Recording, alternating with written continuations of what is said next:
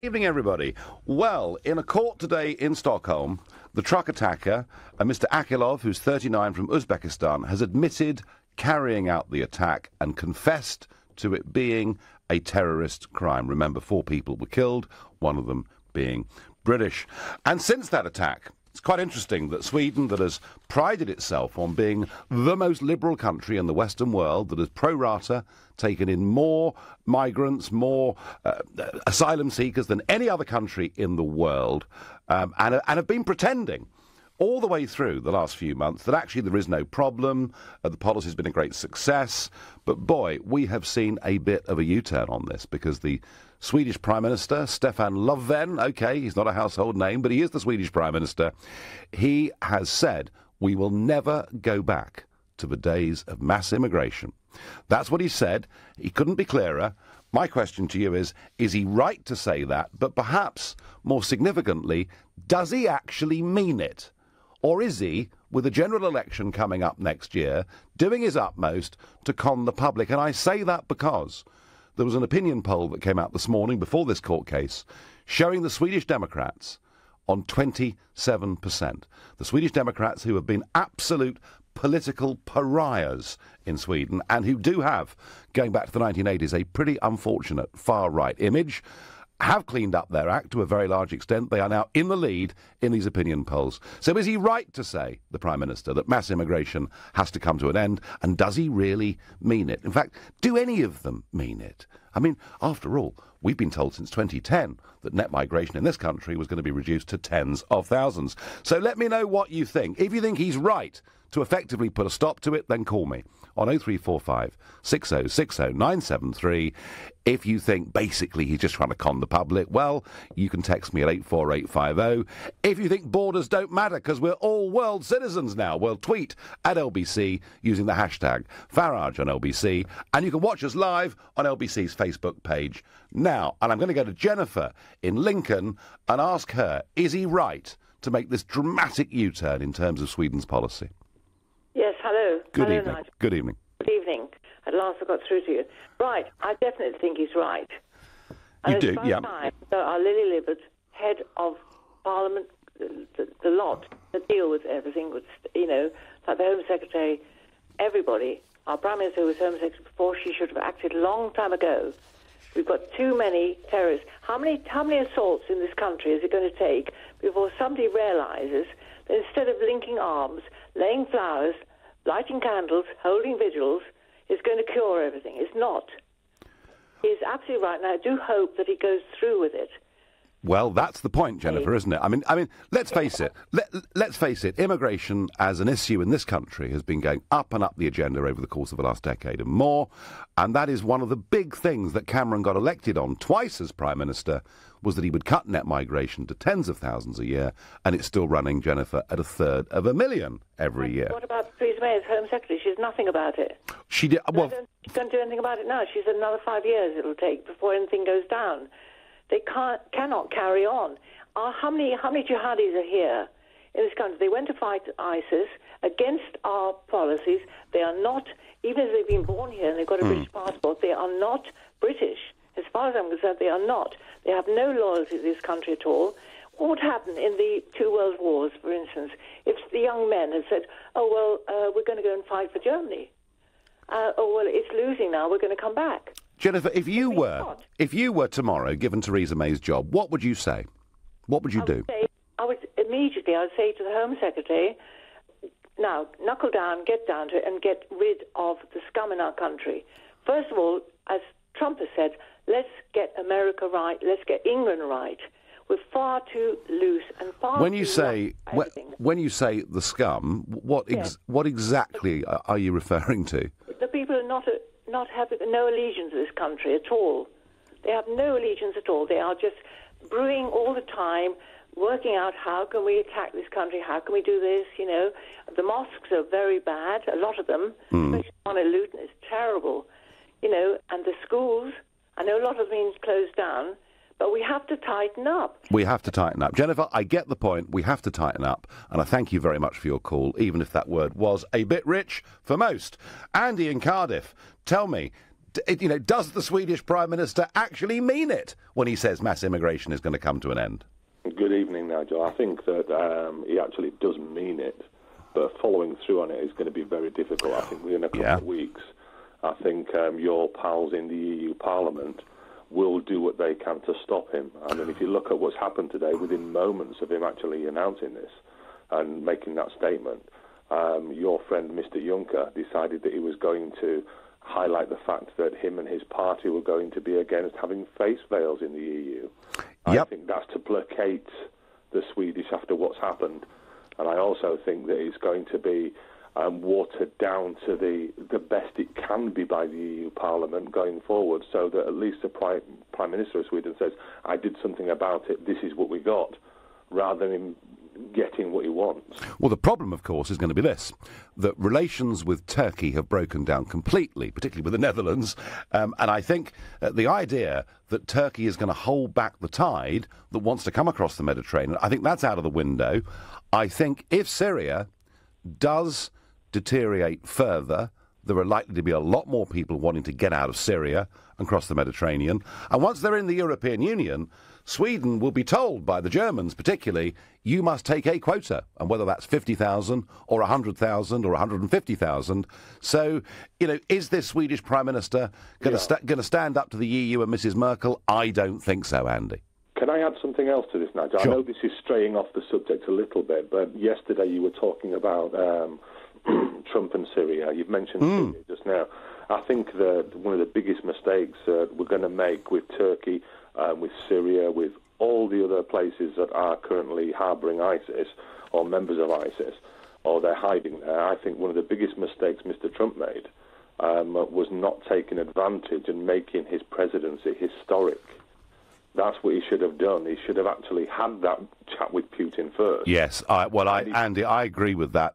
I think he should have met him. And I also think the Foreign Secretary, when he was due to go out to Moscow to meet Mr. Lavrov, the Foreign Secretary, and probably whilst he was there to meet Putin as well, I think for Boris to have pulled out of that trip and just to sort of urge him a G7 behind closed doors that we put on sanctions was wrong. Andy, I'll be talking more about that at 7:30 after the news. And as Trump was mentioned, I must bring Trump into this Swedish conversation, because if you remember, he gave a speech where he said, just look at what happened in Sweden, and he was absolutely lambasted for everybody. Well, he has proved to be rather right, hasn't he? And it's a great Trump tweet here. I mean, whether you like him or not, these tweets are entertaining. Trump says, give the public a break. The fake news media is trying to say that large-scale immigration in Sweden is working out beautifully. Nut. Very Trump-like. And interestingly, Jeremy Vine of the BBC said the people who mocked Trump for his comments on Sweden last month will not do that again. So I think Trump really has been rather prescient on this issue. I'm going to ask Mehdi in Tower Hamlets whether the Swedish Prime Minister has got this right and whether this U-turn is sincere. Hi, Nigel. I think the Swedish Prime Minister got it absolutely wrong. Yeah. Purely because this is what the terrorists want. And just like terrorists, this is what people like you, who peddle racism in the society, want as well. Do I? You support... Yes, you do. You support a nasty Marine Le Pen. You think she's fantastic. I've been neutral. I've been absolutely neutral on the subject. You do support her. Do I? Well, why? Well, this is interesting, isn't it? So I don't sit with the Front National in the European Parliament. I haven't for the last 18 years. I know Marine Le Pen because we're both MEPs in the same Parliament, but I'm not an overt public supporter of hers. Not that I'm aware of, Mehdi. I mean, you're telling me things I don't know. Well, he did say on this radio station about Marine Le Pen, it'd be fantastic that she win in France. I didn't say that, but I did say you'd be a fool if you said she couldn't win in France. And that I did say, and I have said, Mehdi, to be fair, I have said that she's a marked improvement upon her father, and she's taken the party in a much more satisfactory direction. She's still a racist, Nigel. Is she? She's still a racist. Why is she Her party is a racist party. What? Tell me. Explain to me. Explain to all the people listening. Why is she a racist? Explain it to us. Why do you think she is? Does she hate Muslims? No, actually, if you listen, I interviewed her for this show, and it was played a couple of weeks ago, and I was very specific, very, very, very specific, and go to lbc.co.uk, and you can see that interview, you can listen to that interview, Mehdi, or anybody else that's interested. I asked her very much about this, and there is a prominent politician in Europe, in the form of Geert Wilders in the Netherlands, who wants to go to war against the entire religion of Islam. He wants the mosques bulldozed, he wants the Quran banned in the Netherlands, and he wants the religion to be outlawed. And I have to say, Mehdi, I find that unacceptable and crazy and a plan that will never work. That is not what Marine Le Pen is saying, and I really don't see how this charge... I mean, her father, you could make the charge, is racist. He said some things that clearly, overtly are. I honestly don't think you've given me one reason to think that Marine Le Pen is racist. Well, is she not? Is she against burqa? Does she think that Quran is barbaric? Does she think that? Well, I mean, she has not opined heavily on it, but she's worried about some of the latter parts of the Quran, aren't you? No, I'm not. I'm not. Do you know why? Because if you look at the Muslims, I'm a Muslim myself, right? A tiny minority of Muslims are doing what they're doing. You're labeling them as a Muslim terrorist because what you really want people to believe that Islam is at fault. But whereas if they're terrorists, they don't belong to a religion, Nigel. Well, the trouble with this argument, Mehdi, the trouble with this argument is this, that there are lots of people like you who say, not in my name, this is not what the religion of Islam is all about. The trouble is the people who are doing the awful things believe themselves that they are doing it in the name of Islam. And I agree with you. It may be a tiny percentage, but goodness me, look at the problems that it's causing, right across Europe. I mean, we've almost got to the point, Mehdi, where a terrorist atrocity is just a sort of everyday part of life that we hear on the news from somewhere in Europe, and we almost expect it to happen. But it's not terrorism. It's not religion, though. It has nothing to do with religion. Have you ever called an IRA Christian terrorist? Have you condemned what's going on in Burma? Have you ever condemned? Yes, I think it's absolutely dreadful, and I'm very, very surprised that Aung San Suu Kyi doesn't say more about it. Mehdi, I'm sorry, I know you want to have a real punch-up with me over this, and you want to call me racist and Le Pen racist, and you want to accuse us of wanting to wipe out the faith. We don't, but we do want to get tough with the terrorists, and we do want deeper integration. But thank you for your call. Breaking news, we're receiving reports about the German football club Borussia Dortmund. A bomb has exploded on its team bus after it left a hotel ahead of a Champions League game this evening. We're hearing one person was injured. I'll update you on more of that after the news. Dortmund were due to take on Monaco in a quarter-final. Right now, you're listening to The Nigel Farage Show, exclusively on LBC. It's 7:15. Nick Ferrari at breakfast on LBC. The social media storm over the appalling treatment of a passenger by United Airlines. I remind you their slogan used to be "Come fly the friendly skies," anything but, when they were dragging a doctor, literally kicking and screaming off a plane. We were flying out to New York, sitting in the lounge waiting. We were flying Premier Economy. I get told by officials, sorry, we haven't got your seat. We have to put you in economy. And they told me that if I wanted to guarantee my seats on the way back, I would have to pay extra money to guarantee those seats. Nick Ferrari at breakfast every weekday morning from 7, only on LBC. With Hampton by Hilton, now open in Aberdeen. Did you hear that? Exclusive online discounts for flights to Canada are calling. Book before April 30th and get an extra £20 off already low fares to Canada with Air Transat. Direct flights from London to Toronto now start from just £325 per person. Montreal, Vancouver, Calgary, they're calling. Book online before April 30th at airtransat.co.uk. Your Canadian holiday is calling. Divorce. It threatens the things you've worked hard for in more ways than you can imagine. Your home, savings, pension, and most of all, your relationship with your children. Don't let divorce cost you any more than it has to. Cordell & Cordell is dedicated to helping men in matters relating to divorce. Call now on 0330 60 60 161 or visit cordellcordell.co.uk. Office in central London. A partner men can count on. Here at the Claims Guys, we'd like to offer this assurance to anyone worried by the deadline on PPI claims. There is still time to make your claim. Our experts will work fast to discover if you were ever sold PPI. And once we've completed your free PPI check, you can then pursue your own claim or let us do it for you. It's your choice. Even if you can't find any paperwork, just text the word EASY to 60777 and let the Claims Guys do the rest. Text EASY to 60777 now. The Claims Guys. This is your captain speaking. I'd like to welcome you on board today's flight. As we're currently behind schedule, we're going to skip all the pre-flight checks and just proceed with takeoff. I've given the tyres a kick and I think we've got enough fuel to get there, and the oil warning light hasn't come on yet, so buckle up and enjoy the flight. You wouldn't fly without the proper checks, so why drive without them? Highways England recommends you check your tyres, fuel and oil before every long journey.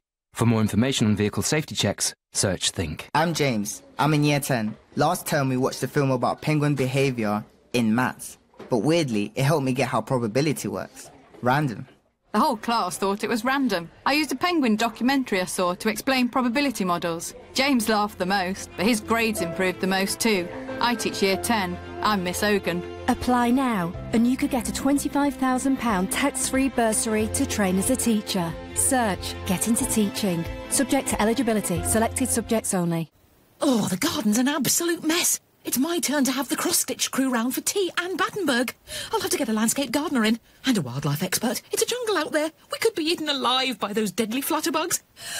Oh, relax, relax. It's Trust a Trader. Marvellous local tradespeople who've been tried, tested and reviewed. All specialists in their areas, from landscape gardening to pest control. Oh, visit trustatrader.com. TrustATrader.com. This is LBC, the Nigel Farage Show. Call 0345 6060 973. Text 84850. Tweet at LBC using the hashtag Farage on LBC.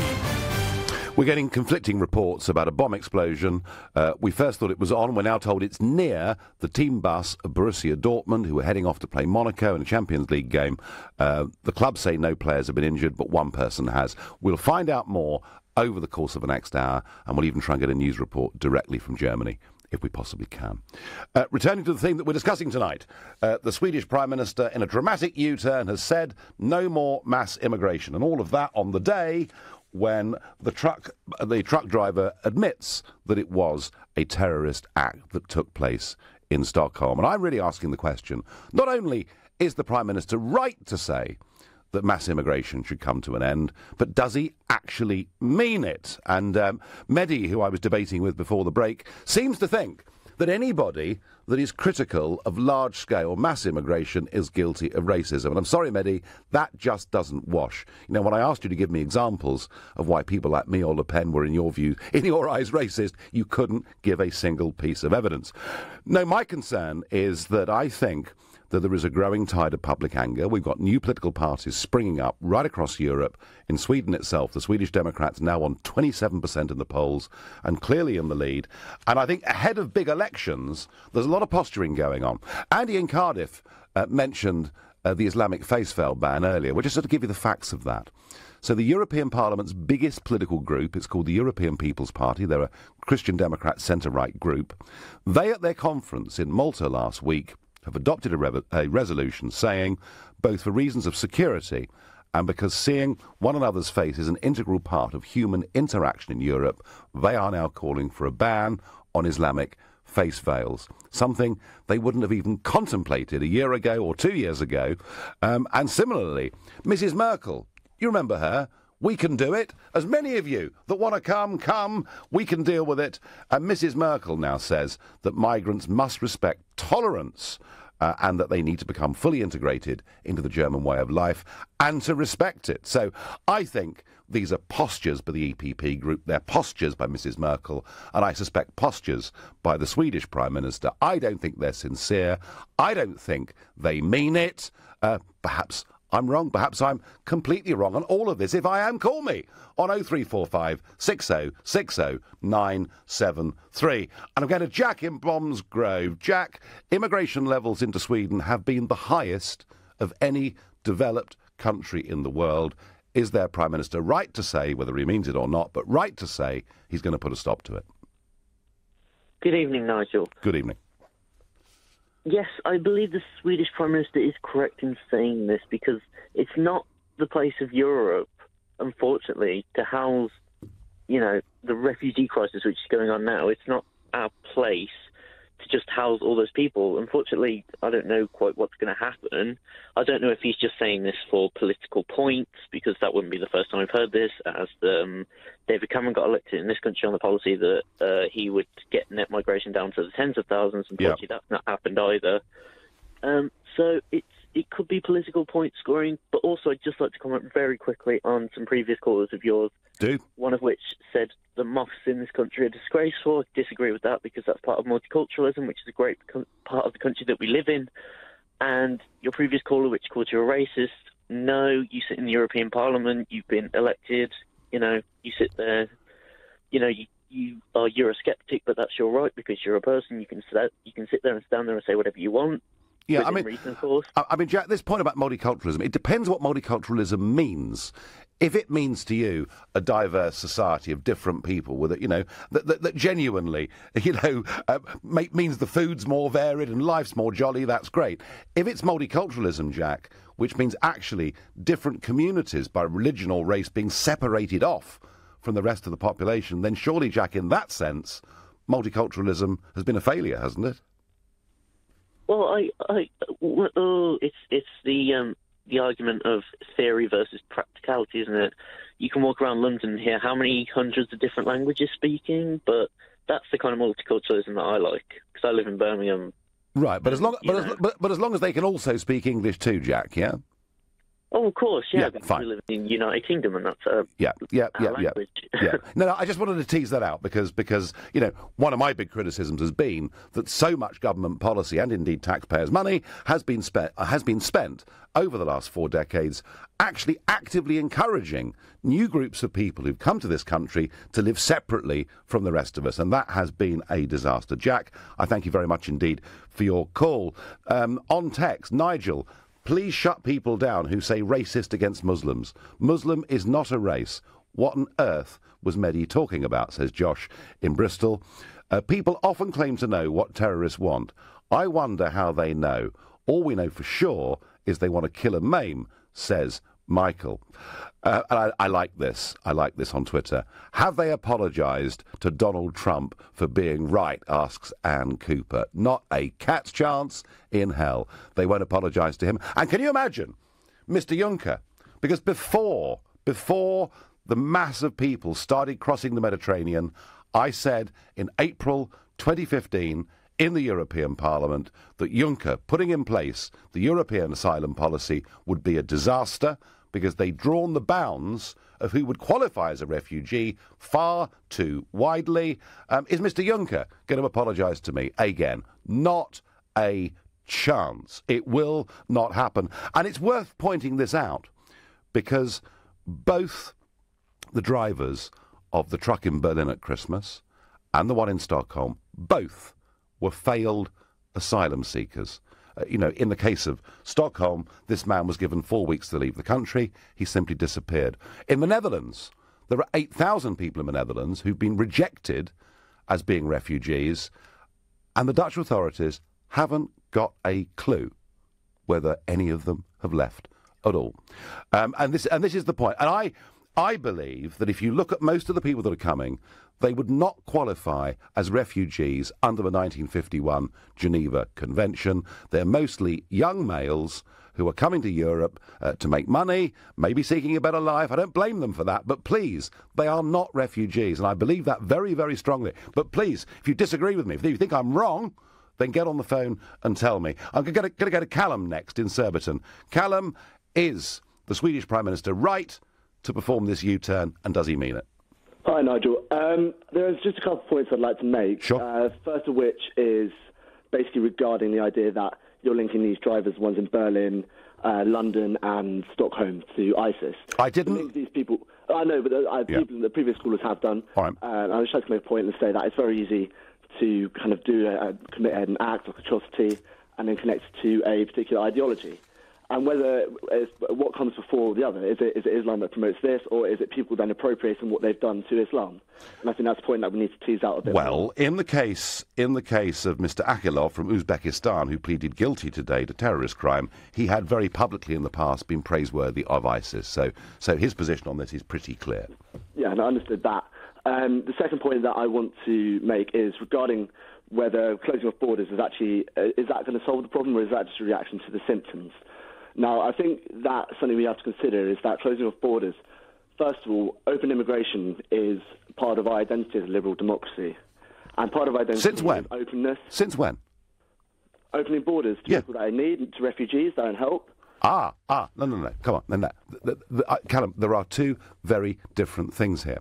When it comes to genuine refugees, this country doesn't need to take any lectures from Mr. Juncker or Mrs. Merkel or anyone in the world, whether it was the Huguenots, whether it was the Jews, whether it was the Ugandan Asians. This country has always been welcoming of a really quite good number, serious number of genuine refugees. But Callum, that is very different, I think, to those that are currently claiming refugee status in Europe today. Understood. But then it's saying, so shutting off borders, if we are open, shutting off borders, that I believe is going part of our identity as a liberal democracy. But Callum, we've never had open borders until we joined the European Union. And for the first 25 years of that, we didn't notice, because the living standards, the education system, the healthcare provision was roughly similar in France and Germany and the United Kingdom and the Netherlands, etc. Really, genuinely open borders began in 2004, when we opened up to 8 and then 10 former communist countries who were very much poorer than us. I mean, I don't think, Callum, you can justify saying that open borders have made us what we are. It's a very recent thing. That's the point I'm making. Understood. So, I mean, the issue, what I'm trying to tease out here is that what is happening with people coming in and attributing these terrorist acts to Islam, that is a symptom of, I believe, failed policy. And if we're going to go into that, we need to establish what our policy is much more clearly than we are doing now. And if you look over since 2013, Donald Trump has changed his policy regarding Assad 5 times. Now, there's no consistency within the leader of the free world. How can you expect there to be any real consistency with how we're going to approach the issues of migration? Now, Certainly, Callum, as far as Trump's concerned, I'm watching very carefully what's happening in Syria. Rex Tillerson, and I'll talk about this after the news, but where Trump has been very consistent is on Sweden, and he's owed an apology. And Callum, I thank you very much indeed for your call. OK, so we're waiting for more news about Borussia Dortmund's bus. A bomb has exploded either on it or near it. We're not quite sure. Sources seem to vary on this. We're told one person was injured. We don't yet know any more. We will endeavour to find out what we can. You're listening to The Nigel Farage Show, exclusively on LBC. It's 7:30 and time for the news with Rupert Bartier. German football team Borussia Dortmund has confirmed a bomb has exploded on or near its team bus. It was heading to the side stadium ahead of tonight's Champions League quarter-final against Monaco. One person, reportedly a player, has been hurt. Stay with LBC for the latest. The parents of a sick baby say they want to appeal after the High Court ruled that doctors can stop providing life support. 8-month-old Charlie Gard has a rare genetic condition and brain damage. And Russian President Vladimir Putin says the Assad regime was not responsible for last week's chemical weapons attack in Syria. He says the US intends to frame the regime with fake chemical attacks. LBC weather. Showers in northern parts overnight, otherwise mainly dry and clear, a low of 7 Celsius. Tomorrow a mix of rain and sunny spells and a high of 16 degrees. LBC Travel. Good evening, I'm Andy Lake. Well, the M25 is queuing anti-clockwise in Kent from Junction 3 for Swanley towards the Dartford Tunnel following a breakdown earlier. All lanes are back open now, though. Into Battersea. Battersea Bridge Road is partially blocked southbound after a collision at Hester Road, causing queues back to Kings Road, and it's still slow coming over Kew Bridge in both directions after that police investigation on the bridge earlier today. In Hampshire, the A32 Wickham Road is down to just one lane northbound in Wallington after a collision there, causing delays on the approach. And as for the rail, Southern and Thameslink have delays of around 3/4 of an hour via Sutton because a train has broken down. For more real-time traffic updates, go to lbc.co.uk. This is LBC. Enjoy new drama on BT TV. AMC's The Sun is exclusive to BT customers. I've done a lot of bad things in my time. Pierce Brosnan saddles up a winner in this gripping Western saga. 4 stars Metro. There's oil underneath this ground and I intend to get it out. BT TV. Big entertainment, tiny prices. Oh, the garden's an absolute mess. It's my turn to have the cross-stitch crew round for tea and Battenberg. I'll have to get a landscape gardener in and a wildlife expert. It's a jungle out there. We could be eaten alive by those deadly flutterbugs. Oh, relax, relax. It's Trust a Trader. Marvellous local tradespeople who've been tried, tested and reviewed. All specialists in their areas, from landscape gardening to pest control. Oh, visit trustatrader.com. Trustatrader.com. Come to Galliard for brand new apartments at Orchard Wharf, London E14 from under £400,000 with estimated yields of up to 4.3% and deposits spread over 2 years. Orchard Wharf is only a 5-minute walk from the DLR, where you can connect to the tube in 2 minutes and arrive at Canary Wharf and next year's Crossrail in just 4 minutes. We're priced to sell and will fully furnish your apartment free of charge. Join us on Thursday the 20th of April from 5 p.m. till 5 p.m. Saturday the 22nd of April at the Crown Plaza Hotel XL, London E16 1AL. Call 0203 770 6300 or visit galliardhomes.com. That's galliardhomes.com. It started with a letter in the mail. And then another. That's when they started. Soon you hear her. And now you're just struggling and panicking and just... How did it get so bad? The more you hide from debt, the worse it becomes. Capitalise has been helping thousands of people across London manage their debt with free, impartial, face-to-face advice. Get help today at capitalise.org.uk. Watch The Sun, 9 p.m. April 18th on BT TV, where you'll find top-quality drama, kids shows and blockbuster movies. To make sure you never miss a moment, you can record all your favourite shows with the BT TV box. Visit bt.com/TV. BT TV. Big entertainment, tiny prices. Recording functionality available with selected BT TV packs. The Nigel Farage Show on LBC. Call 0345 6060 973. Well, the news about the Borussia Dortmund football team bus, where there's been a bomb either on or near it, has been added to slightly. We're now told that 3 explosions have been detonated in Dortmund this evening. That's all we know. As I get more, I will come back to you. The G7 were meeting today, and Boris Johnson, our Foreign Secretary, was pushing very hard to ramp up sanctions against Putin's Russia. He didn't manage to get any agreement. But Rex Tillerson, the US Secretary of State, who is just about to jet off to meet the Russians, including Putin, Tillerson said that Assad's days are now coming to an end. I don't know quite what that means. Does it mean there are going to be more airstrikes? I don't know. I hope not. Personally, I'm rather worried about this. And on the other side, well, the Russian Foreign Ministry said that relations are worse between Russia and the West than they've been at any time since the Cold War, which is pretty much what we said last night during our debate on this. And Vladimir Putin has claimed that he has information that the United States is planning a fresh wave of airstrikes in Syria, this time in the capital, Damascus. And extraordinarily, Putin has said that Moscow has also received intelligence about planned fake chemical weapons attacks, which would be done by the Americans in an attempt to frame Bashar al-Assad. Either way, however you look at this, relations are deteriorating very, very quickly indeed, and I genuinely think we should be worried about it. Back to the main topic of our discussion tonight, which is the dramatic U-turn by the Prime Minister of Sweden saying mass immigration has ended. Is he right? Does he mean it? Roy, does he mean it? Is he being sincere? Roy in Reigate, good evening. Hi, Nigel. Thank you very much. I think he means it. Whether he can instigate it is another matter. Yes, I mean delivery is a problem, isn't it? And as I pointed out, that what is now happening. I mean, we're not part of the Schengen area. We never ever were, thank goodness. But what the Germans have really tried very hard to do, with the vast numbers of people that have come, is to divvy them up amongst all the member states of the European Union with a quota system. Now, in the East, countries like Hungary, Slovakia, the Czech Republic, they just said, forget it. We're not interested. We're not playing your game, Mrs. Merkel. But I just do not see this Swedish Prime Minister saying that to Brussels or saying it to Merkel. So a lot of this may actually be beyond his control.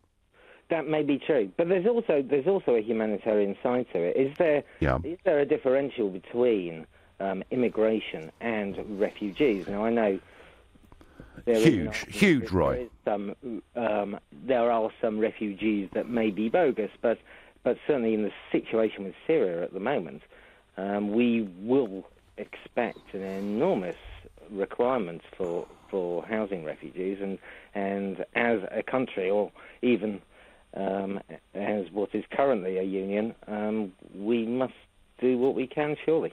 Well, Roy, you asked the question, is there a difference between immigration and refugees? Yes, massively. There's a huge difference. Of course there is.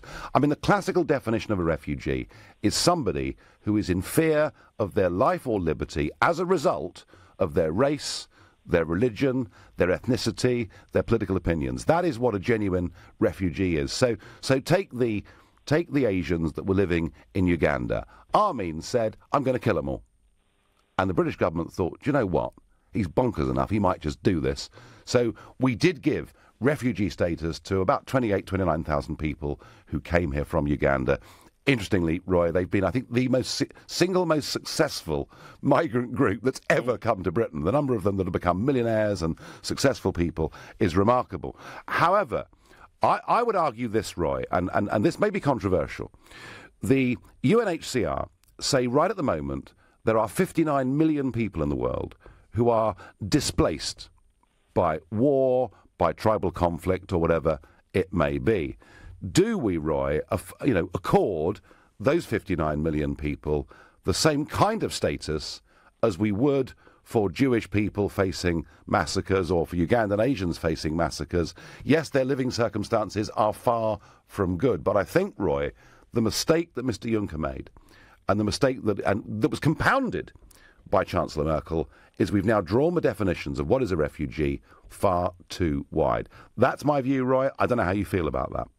I think on the whole, across the world, we can't take responsibility for everybody, and we can't do that all. However, I think if we are knowingly going to be involved in some sort of conflict or support America in a conflict in Syria, then we need to take some responsibility for that. Yeah, I mean, basically, Roy, the war's been horrendous anyway. It started back in 2011, and I think it would be reasonable to say that it was Assad who first used weapons against pretty defenceless protesters. 1/3 people have been killed. But if this now moves on to a military confrontation that is aimed specifically at regime change, then the likelihood is, Roy, that the number of the displaced millions from Syria will become even bigger. And that is a genuine concern and a genuine worry. And I suppose as far as Syria is concerned, I just feel, as I argued last night, that if you look at Iraq and if you look at Libya, I think our intervention made the situation worse, not better. And, I fear the same thing. Roy, I thank you very much indeed for your point. Your text, yes, the Swedish Prime Minister is right to make a U-turn. Whether he means it or not remains to be seen. I am not holding my breath, says BB. A multicultural society only works if there is a suitable means of integration which is comparable across countries. Can we say that the UK multicultural society is as integrated as Middle Eastern countries? That comes from Ollie in Basingstoke. Well, Ollie, you can read that whichever way you want. Nigel, I don't really care if people want to call me racist or not, but I don't really like multiculturalism, as different cultures together don't really work. We have too many people here now, says Kathy in Southampton. So some pretty strong views on both sides of this, and actually some pretty strong words. A tweet, Nigel, horse, door, bolt. That comes from Beachcomber, and that's in reference to the Swedish Prime Minister now saying this. And I've got another tweet here, just wondering what the EU strategy is for Syria, or doesn't it have one, asked Tom Babel. I don't think the EU yet has a policy for Syria. Certainly at the time of Libya, I sat in the European Parliament and I listened to the leader of the Greens, one Daniel Cohn-Bendit, famous for the 1968 Paris riots, and Mr. Guy Verhofstadt, who's appeared a bit on LBC this year and is the European Parliament's chief negotiator, and they were frothing at the mouth. They were desperate for the EU to launch bombing missions on Gaddafi, but to do it in the name of the European Union. They want a militarised European Union, they want an expanded European Union, and they want the European Union. They don't want France to drop bombs or Britain to drop bombs, they wanted the European Union to drop bombs. So, at the moment, they haven't got the military capability to do much about Syria, and I would say, thank goodness for that. I wonder what Giles in New Malden makes of the dramatic U-turn by the Swedish Prime Minister. Good evening, Giles. Evening, Nigel. How are you? I'm well, thank you. Good. Well, I think he's incredibly well-meaning. I think he means what he's saying, but he's going to have a huge problem when it comes to bringing in migrants and refugee children. Now, it's been well documented that undocumented children, migrant children and refugee children coming to Sweden will be accepted without papers under the premise that they look under the age of 40 years old. Yeah. Now, if they're going to continue doing that, because obviously they have a duty to bring in children first, and I believe that's the case for many countries in Europe, they're going to continue bringing in people who might have ulterior motives. Yes, I mean, we've had problems here, Giles, with this, haven't we? I mean, there's quite a few of these child migrants that came to Britain that looked a bit like prop forwards to me. Clearly were well over 25, let alone anything else. Yeah, I mean, that is a problem. That is a very difficult problem.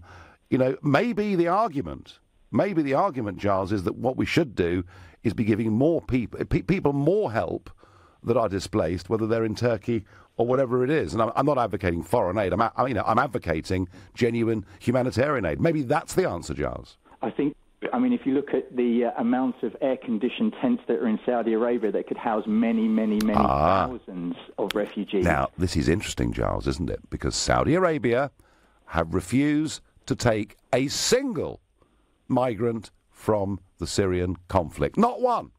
Despite the vast wealth of the House of Saud and everything else, not one, because, and I quote, they worried that migrants coming into Saudi Arabia would change the structure of their society.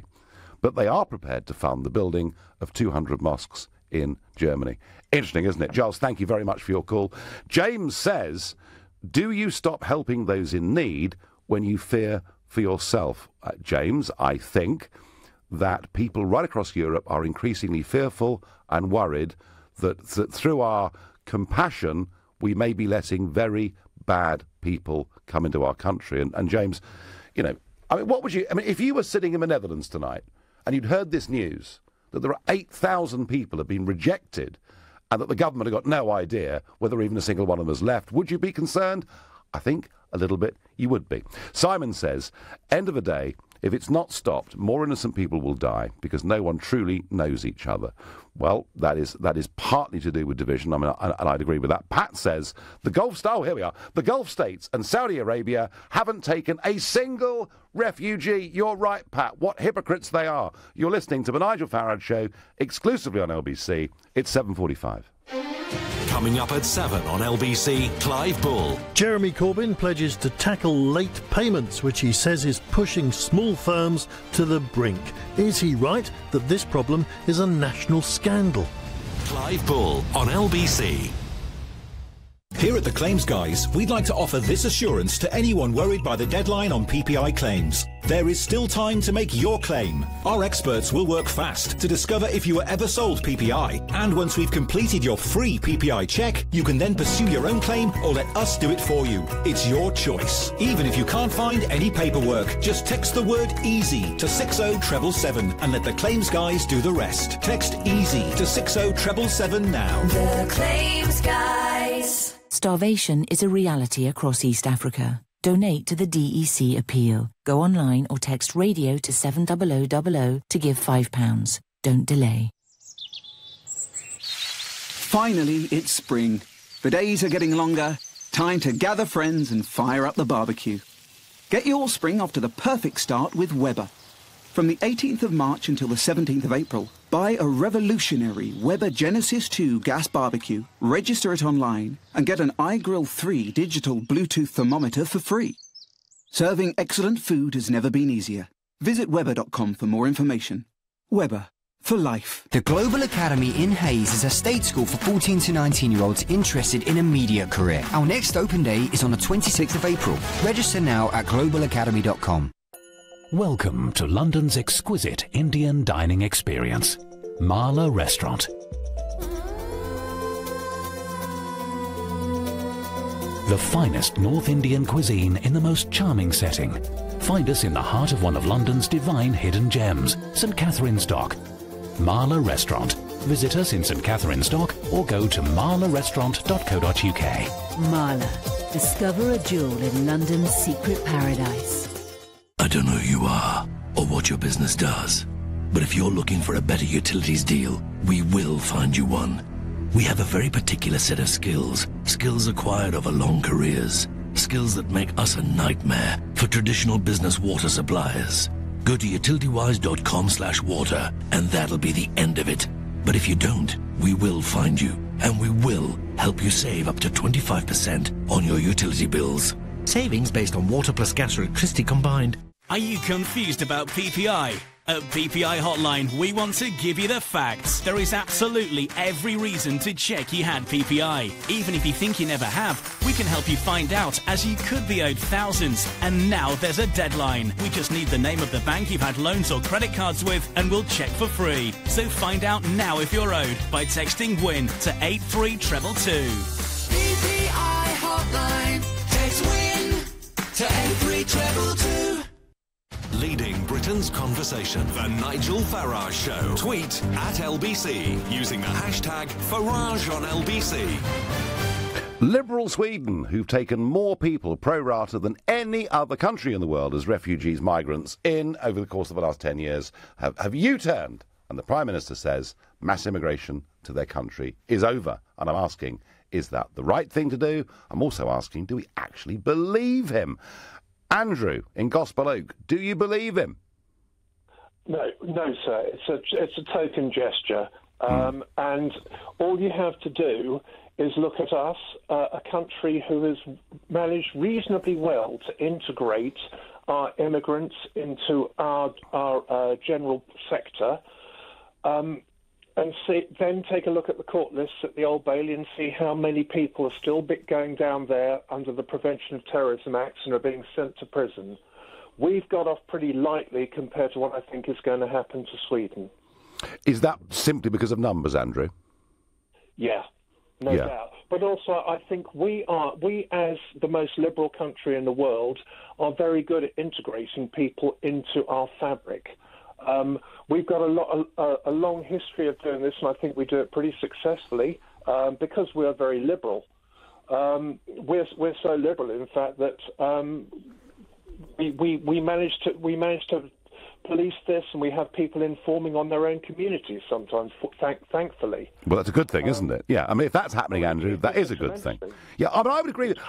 I think, do you know, when I first went to the European Parliament back in 1999, one of the things that struck me was, and it's your point, Andrew, that actually we had the best levels of integration of immigrant communities within our society of any country in Europe, and the lowest and least forms of intolerance. I saw a lot more of it in Brussels and Strasbourg than I'd ever seen in the United Kingdom. I do think, Andrew, even here, though, that's been a little bit stretched over the course of the last 20 years, don't you? Yes, I'd agree with you, Mr. Farage. But what do you have to say to people who openly call you a racist? Oh, gosh. Even when they call you a racist on air. Well, I'm not allowed to swear, you see, because if I swear, Andrew, LBC will fire me. So I have to bite my... it's interesting, isn't it? We had that chap on earlier, and he was insisting on dishing out these labels. So I asked him straight, why are you calling her that? Why are you calling me that? And you know what? Answer, there came none.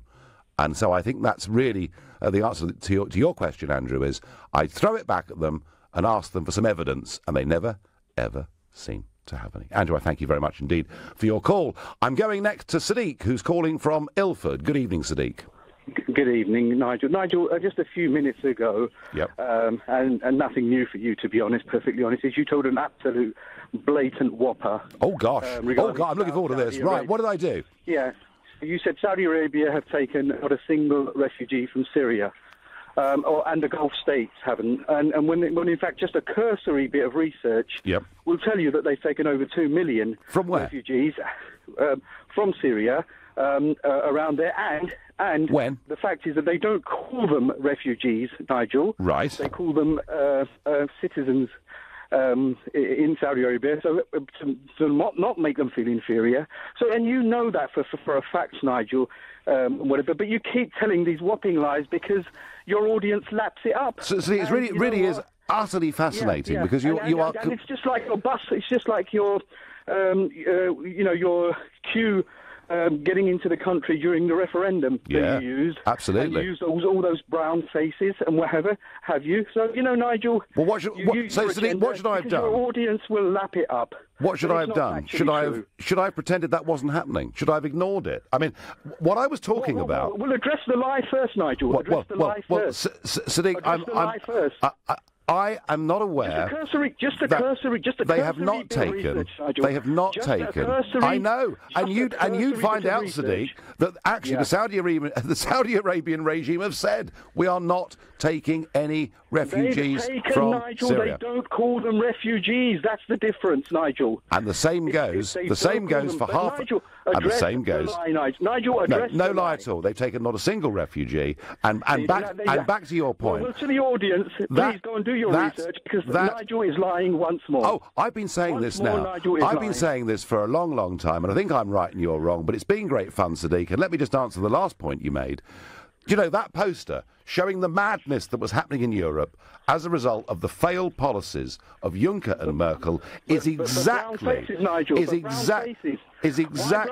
Well, I could have whitened them out, couldn't I? So are you suggesting that I change the colour of people's faces? Is that really what you're suggesting?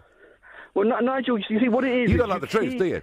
You don't like the truth. You don't like the truth, do you? The fact is... So your lie about Saudi Arabia... So your lie about Saudi Arabia and the Gulf states... So tell me, what is your source for this? What is your source for this? Sorry? What is your source for this? Just do a cursory research on research. And the Saudi Arabian Sadiq, Saudi Arabian ambassador himself made the speech. I think this is fake. I think this is fake news, Sadiq. But really? it's been fun. Nigel, your middle name is fake. Your middle name is fake. Well, I tell you what. I've been getting away with it for a long time then, haven't I? I must be quite good at it, really, mustn't I? Sadiq, thank you for that charming, fascinating, factual call. Chris in Colchester. There's been a U-turn in Sweden. Is he right? Does he mean it? Well, I would take it with a pinch of salt. I don't think he's right. I don't believe that he's telling the truth. No, all our mainstream politicians lie like this. But also, I think we need to stop. It's all well and good saying, should we take refugees? We need to stop creating refugees. This has all been done by action. I mean, just that attack today, the attack by the guy in Uzbekistan, I'm sure they're a Western-backed brutal regime in there, aren't they? Well, yes. I mean that's obviously true. But when you say we've got to stop the refugee flows, do you mean fewer wars in the Middle East, Chris? Is that what you're suggesting? Yeah, definitely. Yeah, this is why people. This is why they're fleeing their homes because we're creating carnage in Syria, Afghanistan, Iraq. If we get rid of Assad, who's to say that the people that take over will be any better than Assad? They might be even worse. And it'll be Al Qaeda and Al Nusra. They're the ones he's fighting against. And next it'll be Yemen. They'll be coming from Yemen because Saudi Arabia are attacking Yemen. Yeah, and there's a massive humanitarian. No, Chris, I do agree with you. We have caused a huge number of problems. I thank you for your call. The Saudi Arabian Independent in September 2016 said that Saudi Arabia has issued residency permits for 100,000 Syrians, though it has not formally accepted anyone actually classed as a refugee. So, to begin with, Sadiq, I don't know where you got your figure of 2 million from. I mean, that was fake news. But the important thing is, clearly, they've taken 100,000 middle-class people who've got lots of money, who've gone in to Saudi Arabia, are able to buy properties, etc. They haven't taken anyone poor. They haven't taken anyone that's cold or is suffering. And I'm going to go to Yola in Dulwich. Yola, good evening. U-turn. U-turn. Hello. Is it genuine? Hello. Is it genuine? My question is kind of different, because I wonder, will those already in Europe or in Sweden be able to bring their families? So if so, there could be another 5 million. Well, I mean, Sweden's population is just over 9 million, and it's gone up 1 million in the last 15 years, and over 2/3 of that is directly attributable to people that have come in. And Yola, you're right. If those people are all given the rights of family reunion all over the world, then Swedish society would be completely skewed by it. So Yola, I don't think Swedish policymakers really thought any of this through. The point you raise is a very good one and a very, very valid one. And my final thought on all of this is, whether it's David Cameron telling us numbers are going to be reduced, whether it's Theresa May making grand speeches, whether it's the Prime Minister of Sweden doing a dramatic U-turn, whether it's the EPP group in the European Parliament backing the banning of face veils, whether it's Angela Merkel saying that everybody needs to be more deeply integrated and respect the rule of law in Germany, I have to tell you, I don't believe a single word of it for any of them. And before they start U-turning and pretending they're going to change policy, why don't they just stand up and apologise for the terrible mistakes they've made over the course of the last few years? I'm waiting. I'm not holding my breath, though. You've been listening to The Nigel Farage Show here on LBC. I'm back tomorrow evening from 7. Coming up at 10, it's Ian Collins. But up next, it's Clive Bull, who will have the latest on that breaking news. Thank you, Nigel.